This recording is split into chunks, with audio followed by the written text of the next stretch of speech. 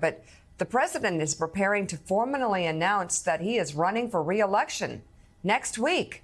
The president's team is planning to launch his 2024 campaign as early as Tuesday, according to three sources familiar with the plans. Tuesday is the anniversary of Biden's 2020 campaign announcement. What do you think of that, Mika? Well, I thought all along he would do it, and I think he has to do it, and I think that's how he feels. Yeah, Gene Robinson, I've given up on guessing. Of course, taking the president at his word that he was thinking about moving forward. At the same time, I got good friends who have been very close to him for a very long time, who have been telling me all along they don't think he's going to do it. Yesterday, I got a call. It's so funny how this works.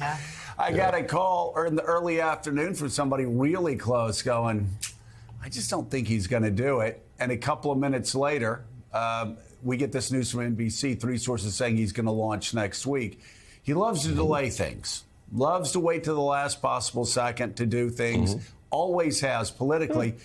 But this looks like pretty solid sourcing right now. Yeah, assuming the sourcing is as good as we think it is, he's in, and I'm not surprised. I mean, I took him at his word that this was his intention. I also took him at his word that he believes in fate. He wanted to just see how things were going to work out and whether he was going to run again. And I think he believes he's fated to run again. He looks at the Republican field. He sees Donald Trump ahead of that field. He sees Ron DeSantis sort of, it's too early to say he's flaming out, but he's not doing very well right now.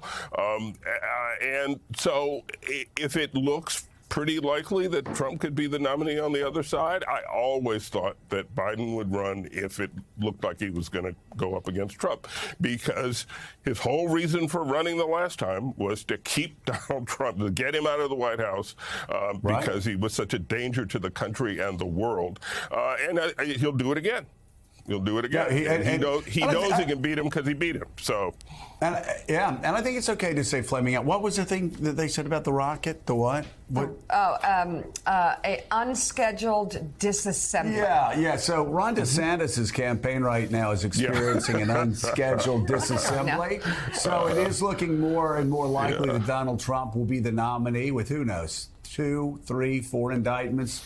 But what's 2 or 3 indictments between Republican primary voters? Jonathan Lemire, you've obviously been on this story very closely. We've been talking. I got a chance to spend some time with the president on and off camera in Ireland, and I got the sense that he was actually leaning into it, a little more excited about it after Ireland. But again, questions still abound. What can you tell us?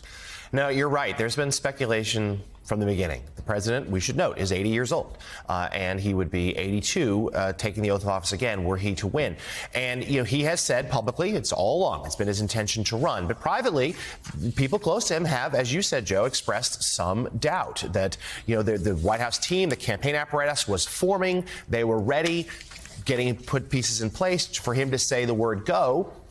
He still hasn't yet, and I think that's what the word is here, and we're reporting the same. People close to him say this announcement could come as soon as next week. They are eyeing that Tuesday, which would be the 4-year anniversary of his successful presidential campaign launch, but nothing's official until the president says it is.